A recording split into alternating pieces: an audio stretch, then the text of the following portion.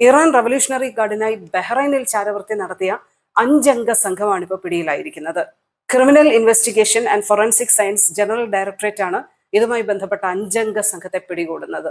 4 Bahrain സ്വദേശികളാണ് പിടിയിലായത്. ഒരാൾ വിദേശത്തേക്ക് കടന്നതായും ഇയാൾക്കായിട്ടുള്ള അന്വേഷണം ഊർജിതമാണെന്നും ആഭ്യന്തര മന്ത്രാലയത്തിന്റെ ഈ അറിയിപ്പിൽ വ്യക്തമാക്കുന്നുണ്ട്. മുർത്തദ ഹുസൈൻ അവൽ 25 വയസ്സാണ്. അഹമ്മദ് ഈസ അൽ ഹെക്കി 34 വയസ്സുകാരനാണ്. സാറ അബ്ദുൽ നബി മർഹൂൺ 36 വയസ്സ്, ഏലിയ സൽമാൻ മിർസ 22 വയസ്സ് എന്നിവരാണ് അറസ്റ്റിലായിരിക്കുന്നത്.